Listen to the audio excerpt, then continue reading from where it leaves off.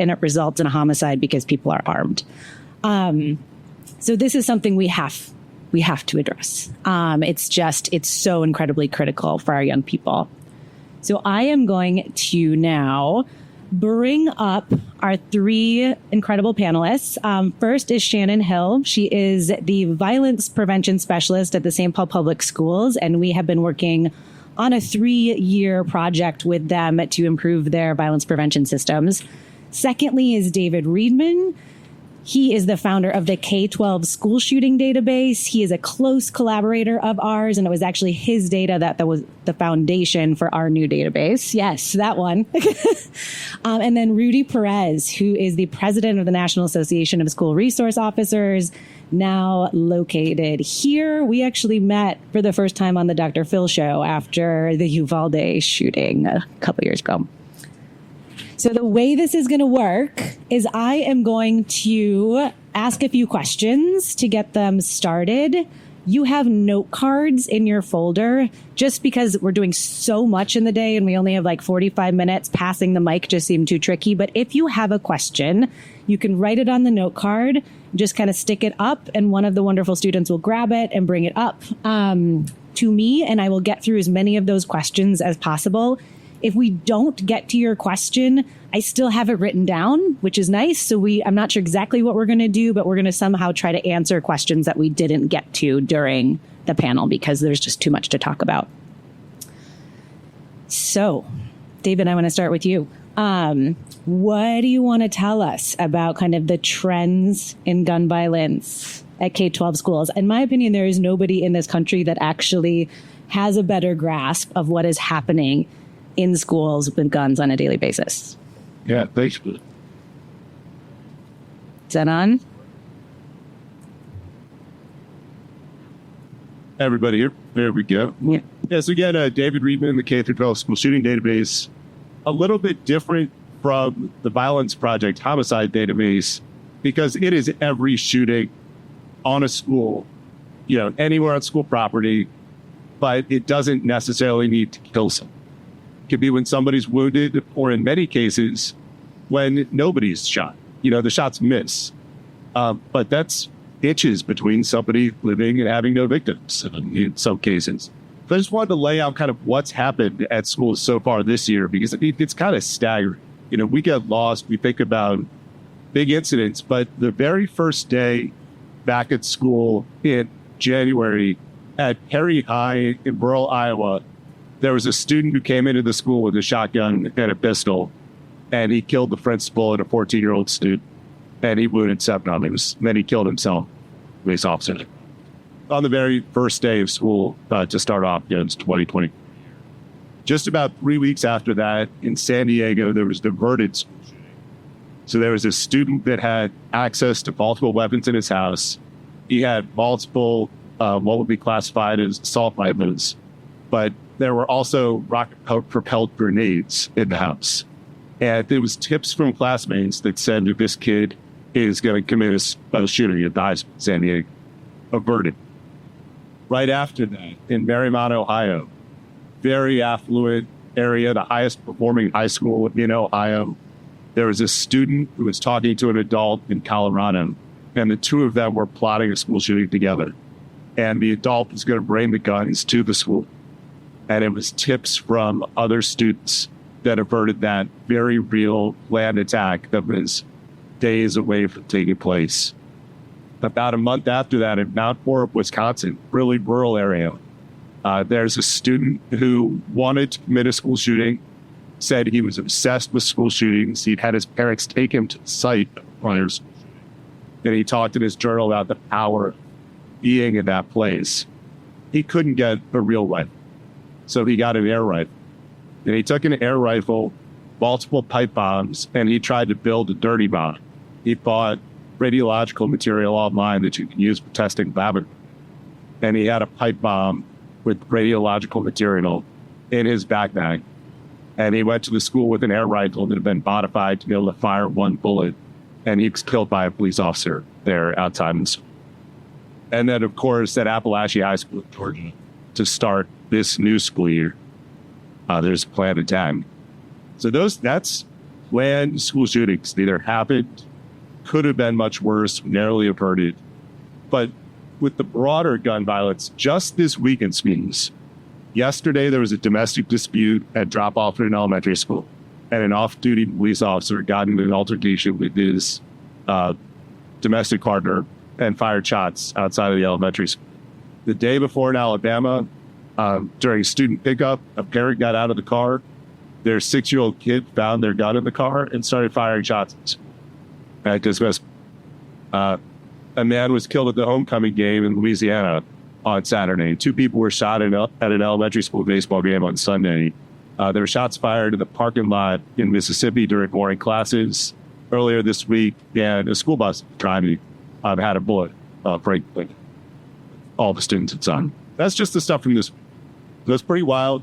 It's unbelievable, but just the scope of gun violence impacting students every single day is really overwhelming. Thanks, David. That was sobering. Shannon, I'm going to move to you. So Shannon's in schools on a daily basis. She is running around kind of de-escalating things. Shannon, just being in schools, what are you seeing in terms of trends in violence? What are your thoughts on that? Yep.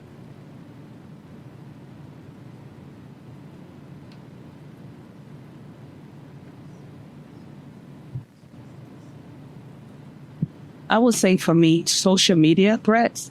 In St. Paul Public School, we take all threats serious. And what I mean about that is even if kids are busting a joke, we take it serious. We go into depths, figure out what is the root of you making that threat.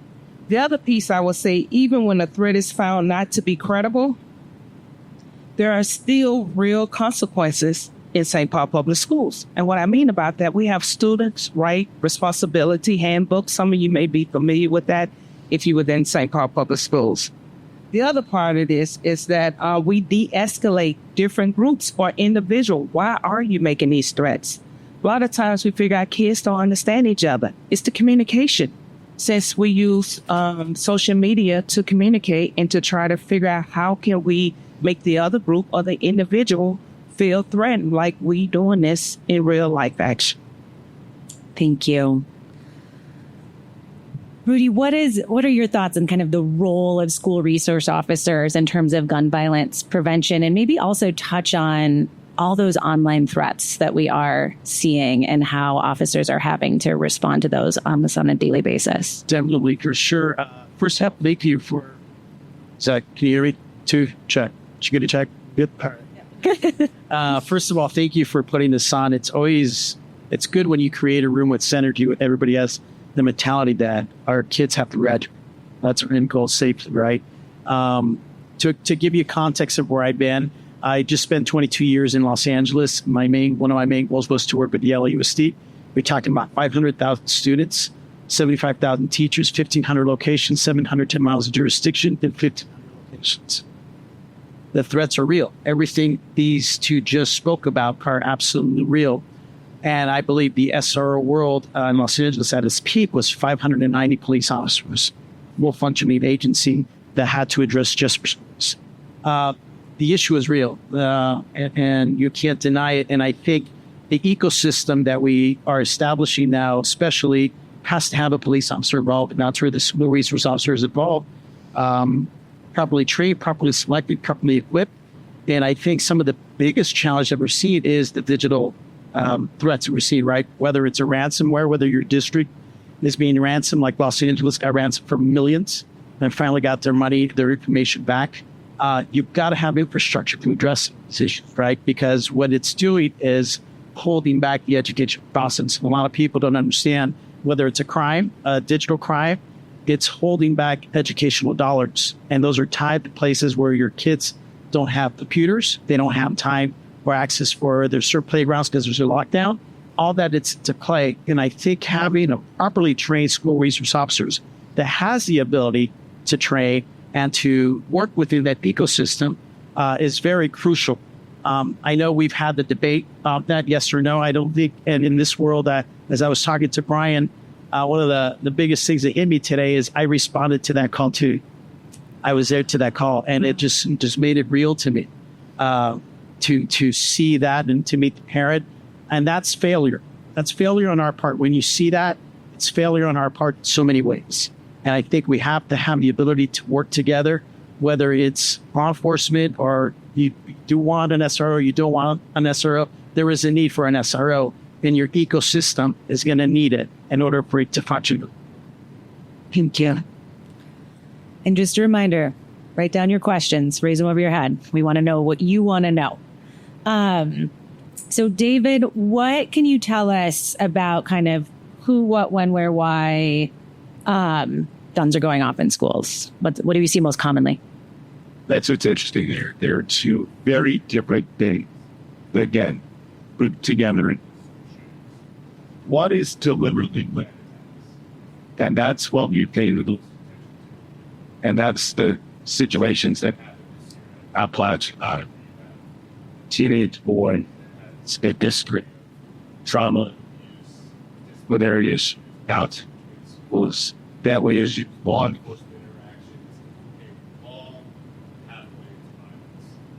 That is the same laid out. They're about 230 different.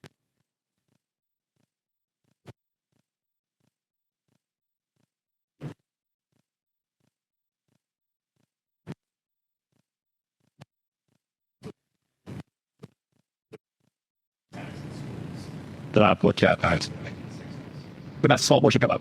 The majority of it, in your limbs, and let something out, and it can be constant, and plastic. But it's in the center there, both something, and my dad's like pushing, and once you found shots fired, whether it's one kid shot in parking lot, way, the ball game, shooting every single thing that this year. High school football game, you have an enormous disruption.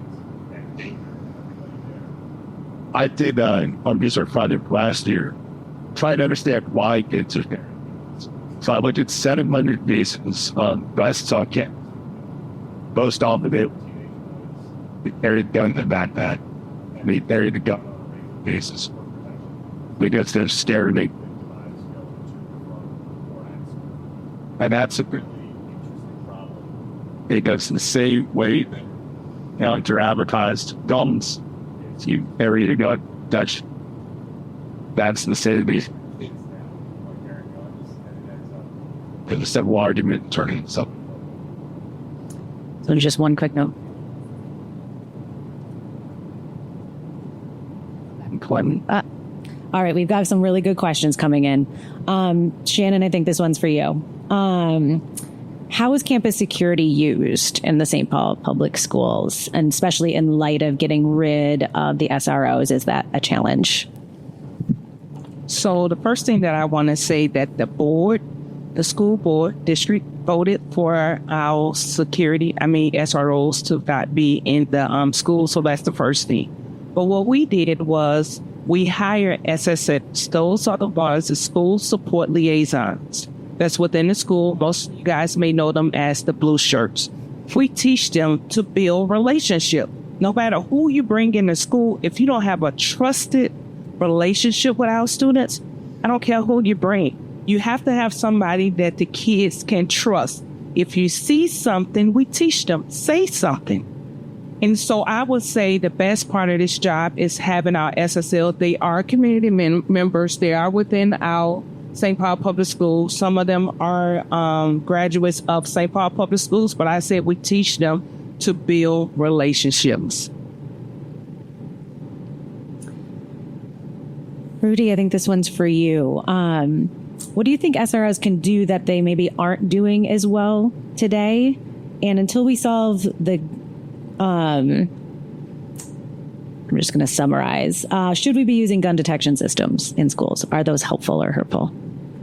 So there's two things at play here. Technology has improved so much, where I always say, if you're on an airplane, or what's something that we protect? We have an armed guard, we have glass protection, we have security officers there, we have panic buttons. We do this at banks all day long. Why can't we do it in schools that truly need the challenges? Now, do we want our schools to look like prisons? No, right?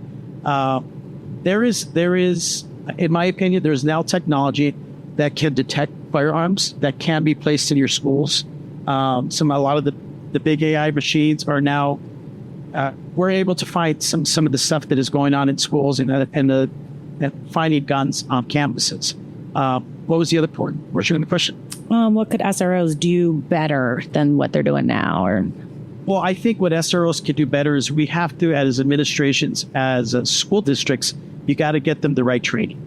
And I continue to travel this country where I truly find SROs that have never had even anything to do with training. You're finding SROs that are involved in smart statistics, that are involved in use of forces where they don't understand what a 504 plan or an IEP plan is, or they don't understand what a student with disability is or the manifestation of that.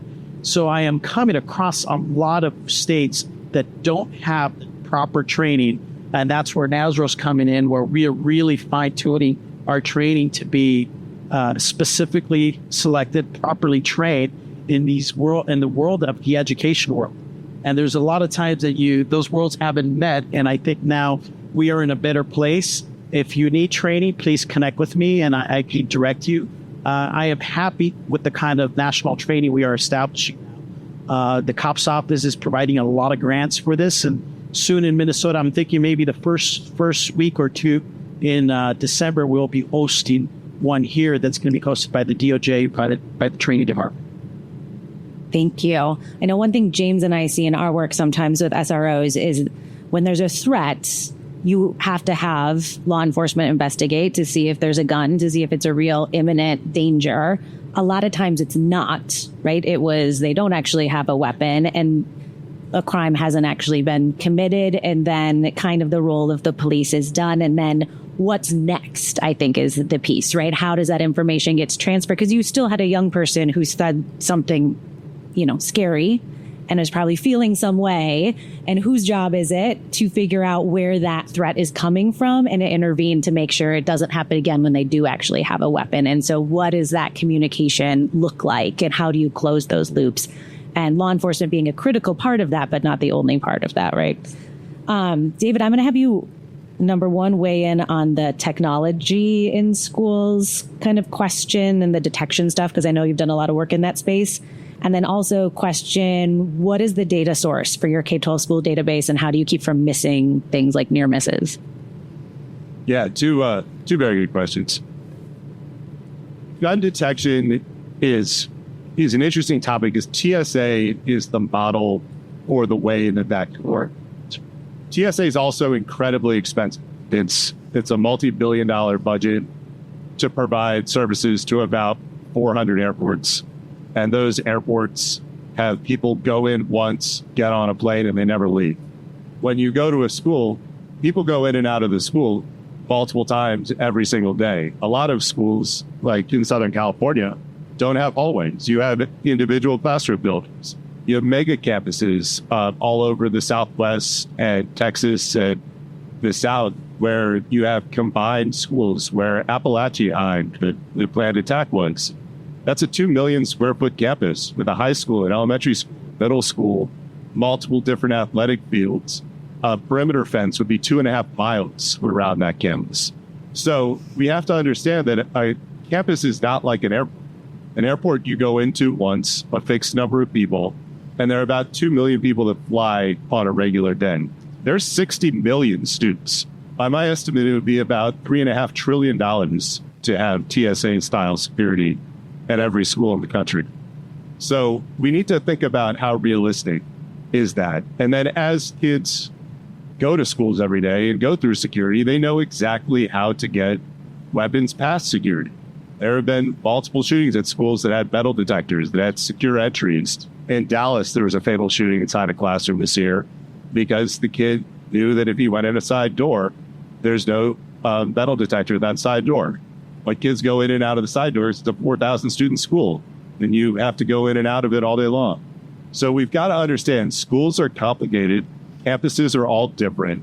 People need to go in and out of them all day long, and you have thousands of people.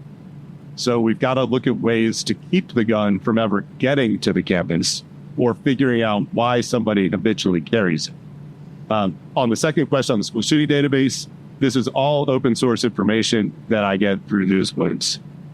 I have a large network now where when things happen, people are calling and texting and emailing me about incidents in their neighborhood, incidents in their communities, their schools locking down, a threat that their kids heard. It's kind of an overwhelming amount of information. But there are certainly incidents that I miss because they're not reported to the media. Somebody doesn't let me know. I don't know.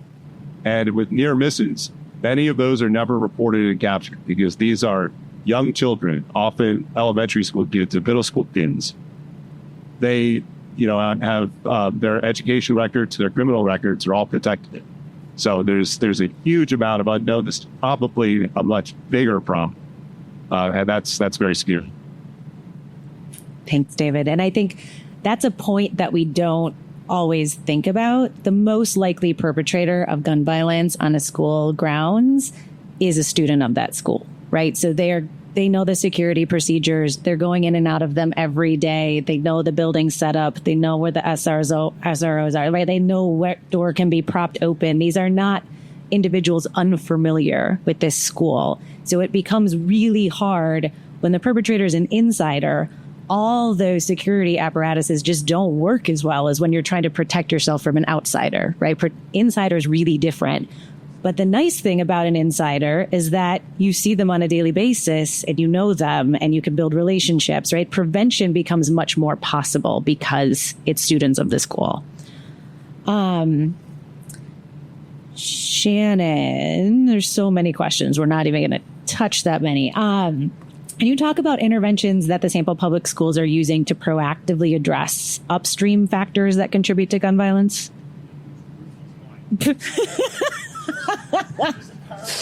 Oh boy. Sorry, streamers. So can you give me that? Things that St. Paul Public Schools is doing to proactively address kind of the upstream things, the poverty, the trauma, the unstable housing, that sort of stuff that contributes to violence down the line. So right now we are in the process. I'm working with James and Jillian. We're building a CARE process. So with the CARE process, it stands for collaborate, assess, respond, evaluate. Instead of using threat assessment, we're going to start using CARE assessment, a little bit more friendly. We're going to go back to start looking at it at the elementary base. We are training all of our staff at St. Paul Public Schools around this CARE assessment to be proactive instead of reactive.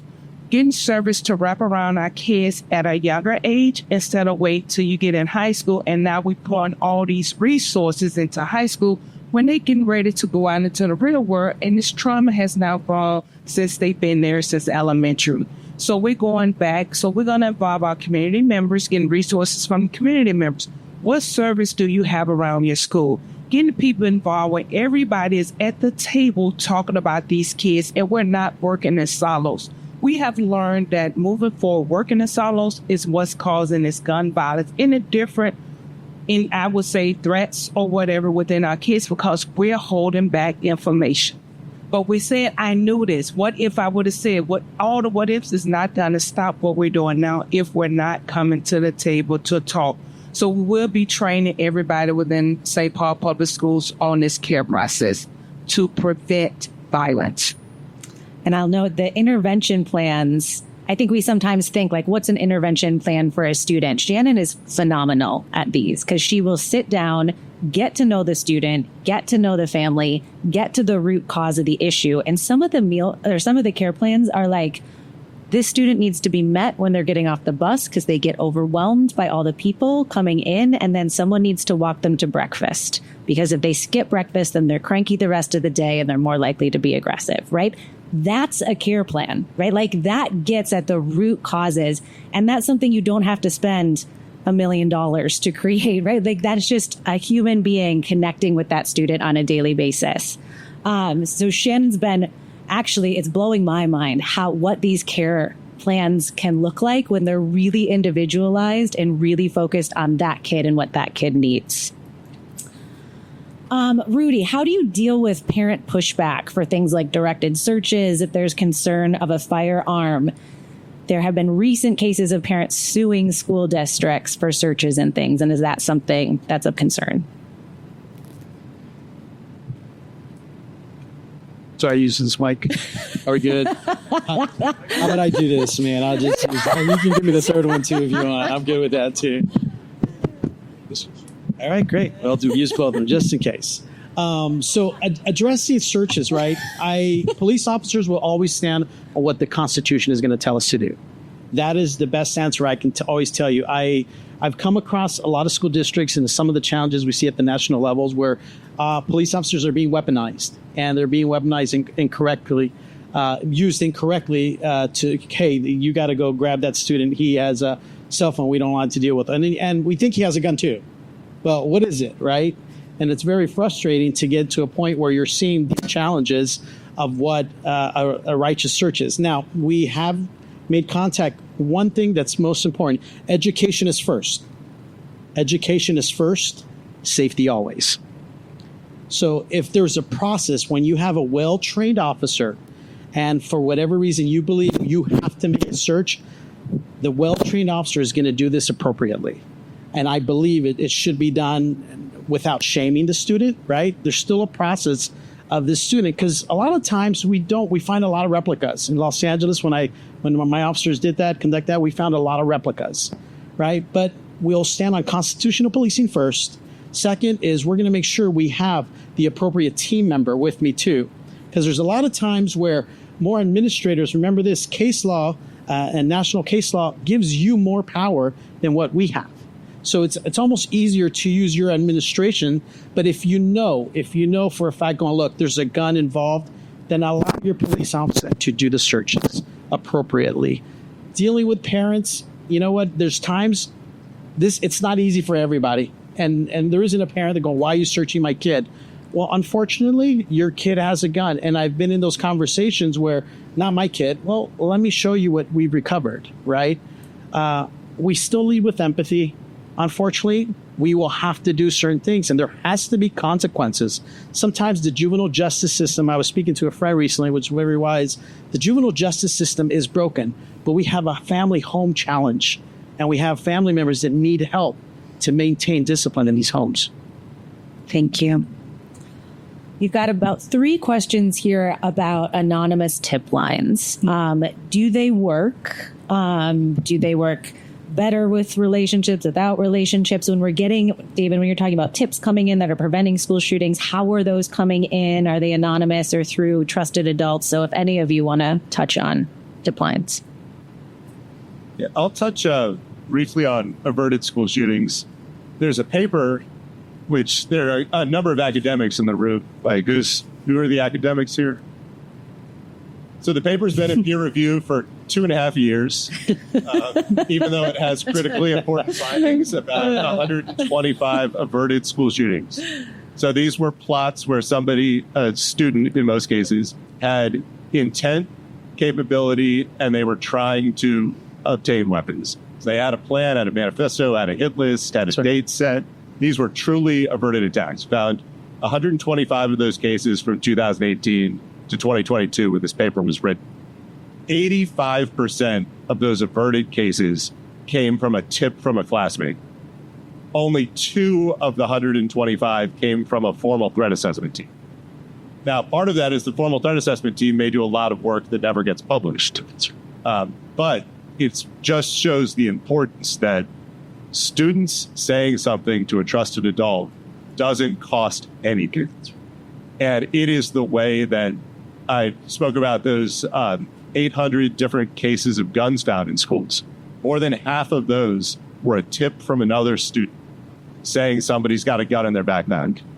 To Rudy's point on replicas, because there are a lot of policy people in the room here, I don't think anybody's paying attention to replica guns. You can go on Amazon right now, and for $100, you can buy any model of real handgun. It looks exactly like a Glock or 6 Sauer or whatever model handgun you like. It is identical without close inspection that it shoots a BB instead of a real gun. And so if a kid is being victimized, if a kid is scared, if a kid wants to kind of assert their toughness, they can carry a replica gun at school. They can post the pictures of the replica gun on social media. And that there's no way for police to know whether that's a real gun or a replica gun. These replica guns are being sold at Amazon, all the major retailers. You don't need an ID, but they are not protected by the Second Amendment. They are a toy, and they could be banned tomorrow. And that's a very simple policy thing. Why should kids have guns that look exactly like real guns? And it's impossible for police officers because a kid points one at you and a kid ends up getting killed. And there are cases of that all over the country. There's tip lines. I believe in them. In LA, we ended up pushing after 2020. We were big on tip lines, and David's correct. Probably 90% of the tips that we received of a gun came from a student, which comes to what you spoke about, having trusted relationships with your law enforcement officer. And that we used to have anonymous tips boxes in their offices, and we would have an app. We actually created the app where that app actually notifies the school resource officer, the administration, that there's a possible gun. It becomes anonymous. Is say something, see something, say something. What is it? See something, say something, so we can do something. And that's the big challenge. I've come to the conclusion when you're not at the table and an administration or a good ecosystem, you're going to be on the menu. So it's important to come together with technology, with your school resource officers and your administration to make that ecosystem. Just to echo what both of them said, I would say the tip line does work. I don't have the data in front of me, but we do receive a lot of tips through our anonymous tip line. You can remain anonymous. A lot of kids see things, like I said, on social media, or they see things in the community. They will send like a picture of it, post it, and you can remain anonymous. And we still go out to find out, is it credible, what's going on, and everything like that. So I say it does work. To leave you one thing, the biggest challenge with that and the technology is the follow through. It's the follow up. Everybody gets some. Everybody, we got another one. And everybody thinks, it's a big nothing again. It's a big nothing till it isn't, right? Mm-hmm. So you got to have infrastructure for your tip lines. If you're going to put it out there, you got to have somebody, because I've seen districts pay millions of dollars because they knew it was going to happen. They could have prevented it, and they didn't.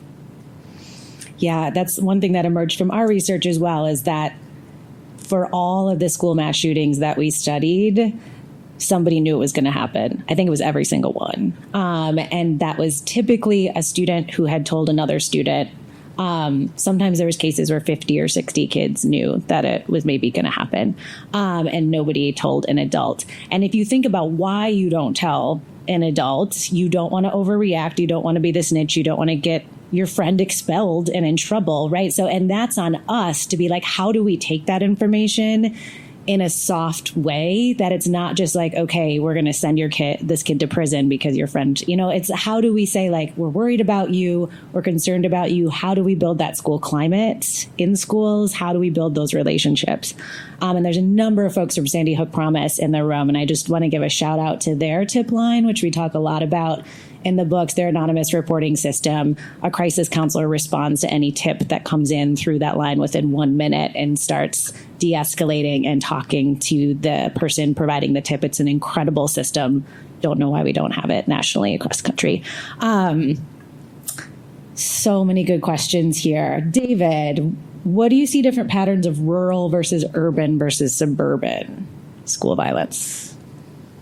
That's an excellent question. Whoever asked that, thank you. It is. Because, again, it breaks into these two separate pieces. There are planned attacks at schools, and there is gun violence from habitual gun carriers. Planned attacks at schools. 18 of the 25 school shootings with the highest number of casualties were in rural communities. Appalachia, Georgia this year, small rural community. Mount Horeb, Wisconsin, small rural community. Perry, Iowa, the school's 400 students at the middle and high school, 50 miles outside of Des Moines. So the planned attacks at schools throughout history, I've looked at them since the 1960s, overwhelmingly are small rural communities. The habitual gun carrying is most often in schools in urban and suburban areas. And a lot of that is the most economically disadvantaged schools. I wrote an op-ed a couple of years ago breaking down the shootings that had happened in that school year. And overwhelmingly, they were the schools that were the bottom 10% performers in their state. So it is the most vulnerable students who are also subjected to gun violence in those schools. And so there are a lot of stereotypes and bias around that. But what's interesting, or what's tragic, I mean, not interesting, is that it's bystander students that end up getting shot. So it's somebody who's just at that school. They weren't even involved in that problem. They just happen to be walking across the parking lot, and they end up in the middle of the gunfire. So there is the habitual gun carrying problem impacts the most disadvantaged, vulnerable students in the country. The planned attacks happen in these communities where people say it could never happen here, where we say we know every single person. The Marymount, Ohio planned attack. Marymount, Ohio is Mayberry. It 100% is. The school police officer, a police officer goes out and interviews the kid and his father. And he's got the white press shirt and the top hat, and he probably didn't have bullets in his gun. Like, there hadn't been a homicide in that city in years. So they didn't take that interview seriously. The police officer interviews the kid the morning before he gets arrested, says, oh, this sounds like a joke between kids. And then when the FBI was investigating, because there was interstate communication between an adult and a child, and they realized there's actually a planned attack happening, then they stepped in and arrested the kid, and it was a major plot. But there's this mentality that it doesn't happen here. It doesn't happen in our community. Shannon, a question for you. There's been several significant events that have happened in the St. Paul Public Schools recently. A couple of homicides within school or near school property. This question is, how does the staff at school get support after something like that happens? And how does this level of gunfire and violence affect kind of staff and teachers in the building trying to do their work on a daily basis? So what I can say is we have a trauma-informed team where our social worker responds, or our psychologist, they go out as a team and support each individual team if they need individual one-on-one. We have Sand Creek, where within St. Paul Public Schools that come through our benefit and insurance. So if you want to, go outside of St. Paul Public School to receive help, you can do that as well. So you have many options that's open to you if you need that support. We have a team that responds to the school. If a tragedy happened within the school, outside the school, that we send them out, or you can do Sand Creek as well. Great. The last 15 minutes, I'm going to shift towards questions that are a little bit more like prevention, hopeful, because I think we got the dark side out. So we've got a lot of parents in the room. I have 3 kids in elementary school. It's incredibly anxiety provoking to think about all this stuff. And this is to all 3 of you, what can parents do to prevent school violence with their own kid, with the school that their kid goes to, within the broader community? What can everybody in this room be doing? So the first thing is teaching our kids first about safety. Understand what safety look like. How much time are they spending on social media? How much time are they watching TV? What type of video games are they playing? Because a lot of this influence our kids. The other part is a lot of our kids don't feel connected. And what I mean about that, if you don't feel a part of your school, you're not going to put in nothing. So the first thing is making sure we get our kids to be a part of where they at.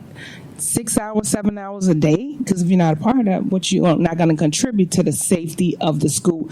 Get our kids integrated in their community, taking them to the community center, taking them to different activities within the area where they live at. So I would say that's the first part. And if parents are seeing things early or even later, please inform the school, talk to the school. Answer the calls when the school is calling you. Come to the parent-teacher conference. Be involved within the school. That's the big key part that we really need, is parent participation within our schools. Being involved, I think, is as a parent, if you create moments and times where students and parents are interacting in your schools in these conversations of having safety and what does that look like, I think it's important.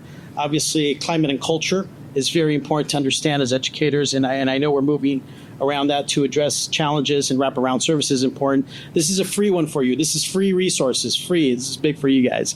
There's an organization called rocketrules.org. Rocket Rules is a phenomenal lady that her name is Bunny. You can let her know if you send her an email, say, hey, Rudy's sending me. we created a book, and some of the biggest challenges: how do we address active shooters for young kids? What do we do? What does that look like, right? So we created a book with Rocket Rules, and it's the sense of safety, and it talks about your sense of safety. You know, if we started talking to kids from 1st to 3rd grade, and the program brings an interactive dog that comes into your classroom. It's all free, and it's pretty an amazing group. Your police officer can come into play. There's a curriculum to it. Phenomenal work. But we ended up doing it. We pulled in some professionals, mental health workers, and some doctors, going, how do we talk about violence without traumatizing our young kids? Right? That was a big challenge. So we engaged in the conversation of sense of safety. What is it that you see that's wrong, right? And they can circle if that's a fire, if that's a firearm, who do I contact? I contact an adult. Or if I'm walking to and from school and we have a homeless encampment, how to go around it? So these young little things that's beginning the culture of safety is how we're doing a lot of early prevention, early intervention. It's a phenomenal program. We put a lot of work into it, and it's free. Wonderful. Yeah, for parents. How many parents are on Discord? How many people in here are on Discord? There's some. Every single kid that you have is on Discord. And that is a place that is mostly harmless. It's a place where you can have set communities and chats and video chats and audio chats, mostly around video games. So if you have your video game team, you all get on Discord and you can coordinate on there outside the game environment. But Discord is unmoderated, distributed servers that are encrypted. There is no way for the FBI to look at anything that's on Discord. So the Perry High School shooter was in a community called School Shooting Massacres. If his parents looked at his Discord app, they'd see that he's a member of School Shooting Massacres, and he's posting every day talking about his plan to shoot up the school. And they would see that he posted messages and videos to get support the morning of the shooting and from the bathroom before he went out and killed his classmates.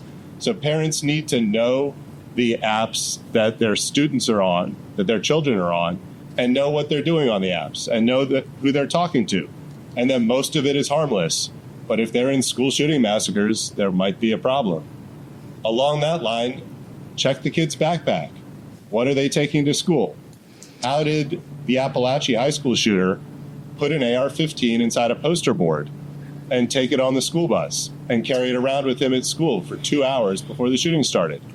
How did his parent not notice that he's leaving and his rifle, that's his prized possession that he got for Christmas, is probably inside the poster board that he's taking to the bus? Parents need to check their kids' backpacks. And with that, lock every single gun that's inside the house, because a kid or their friend can take it, or somebody can break into your house or car and take it. So most shootings at schools, these fights that escalate or the planned attacks, are teenagers who can't buy a gun. If they can't go buy a gun, it means they took it from a lawful owner. And if they took it from a lawful owner, that means that adult didn't lock and secure that weapon. And the last piece on this is ask if their friends or other kids in the school are having problems. I think that is the powerful thing. Kids get forgotten. The Appalachia High School shooter, 14-year-old kid, social services had interviewed him and his family 6 times. He'd been at 5 different schools in the last 6 years. His parents had both been arrested for domestic abuse and drugs and other things. There were kids in those communities that knew that was a student who needed help, knew that was a person who needed help. So if parents can find a way through their kids to do something for the vulnerable students in the community, there's a powerful, powerful TED Talk online from Aaron Stark. And he talks about when he was plotting to be a school shooter because he was mad at his parents because he was abused by his parents because he didn't have any other outlet and he was homeless. But it was a classmate's family who let him sleep in their shed and gave him clean clothes and gave him some food. That act of kindness showed him his life mattered, so he didn't commit the shooting. So every single parent has the opportunity to help someone else. Thanks, David. Go ahead. One more thing. I really think parents if you're connected with them, the digital citizenship is massive. If you don't have a connection within your police department, you got a detective that can talk about these social media apps. If you need contact, you need information, I developed something in Los Angeles. We met with parents all day long. If you want to have a forum with parents only, and we'll come in here and we'll talk about these apps. And I promise you, there's every time a parent that says, my kid doesn't have a cell phone. Well, let me find your kid. Tell me who he is a little bit, and I will find him. and there is a digital citizenship, and parents have to know. Like some parents tell me all the time, well, can I grab his phone? Well, did you buy it? Then yes. It's all yours, right? We start going down a different conversation. But if we need to put something together about the digital citizenship, it is so important. As David said, there's so many clues in there that you can pull the professionals in there that can actually give you a hand and say, what is this translating to them? Yeah, and if it's not a school shooting, it might be cyberbullying. That's right. Yeah. Or That's right. or abuse or suicide. That's right. Yeah. So all the way through extortion. And I can't tell you how many cases we used to find in LA all the time going, that kid doesn't belong to that parent.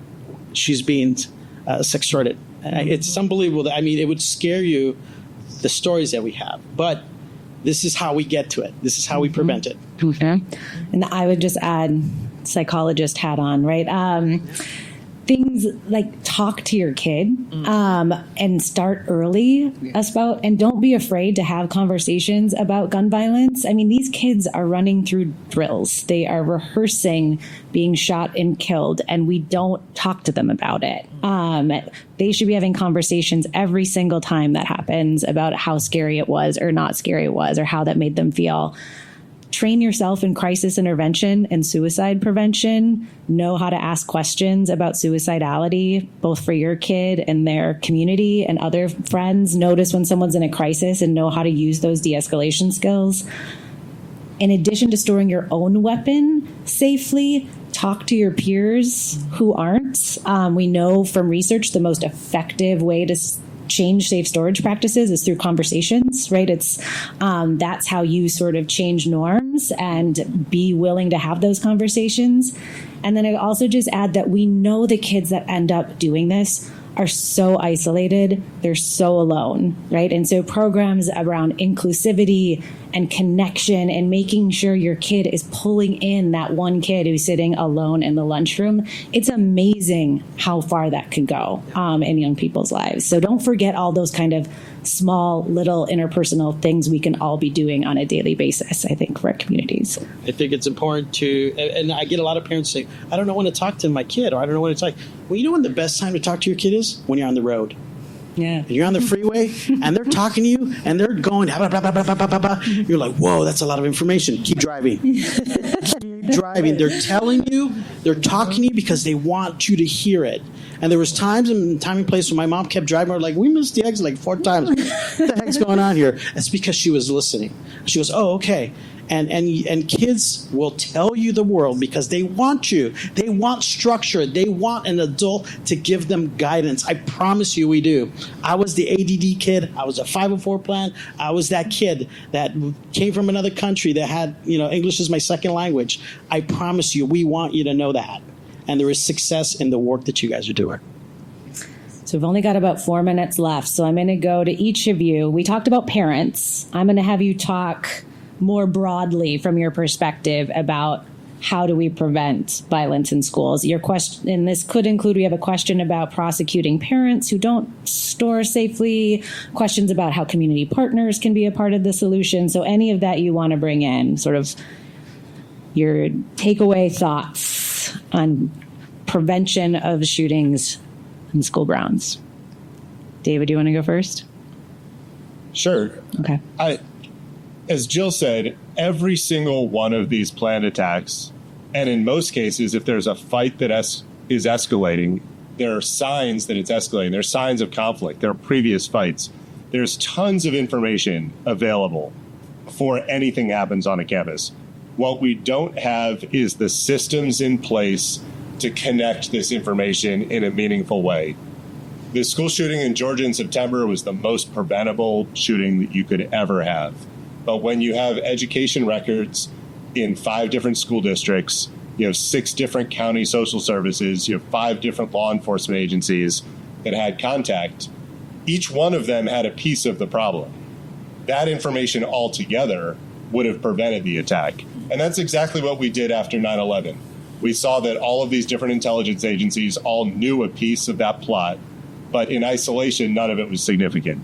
Every single one of these school shootings is another 9/11 that's happening because there is not federal guidance and there's not a unified structure for information reporting, information collection, and information analysis. The government doesn't even keep track of how many shots are fired on campuses every year. Like, I have to do that at my house. Like literally in his living room by himself. So we don't have to have this system. The information is there. We just need to do something with it and take action. So I would say just make sure that we all are talking, as they keep saying, not working in silos, building these relationships, trusted, lasting relationship with students. That's the biggest key. And people have to understand that we have to build rapport with our students. If we want to get information, as they're saying, you have to build trusted, lasting relationship. Talking to the kids every day, greeting the kids. We wouldn't realize kids will give you information as soon as they get to school. They will be texting you. I know they talk about don't give your personal cell phone number. That's fine. Give your work cell phone number out. Make sure they got your email address. Kids will send you stuff offline when you're at work, when you're not at work, sharing information with you. That's how a lot of the information I get is through my work phone, through my work emails, kids telling me, going out to the community centers, working with the kids in the community center, not just inside while I'm at St. Paul Public Schools.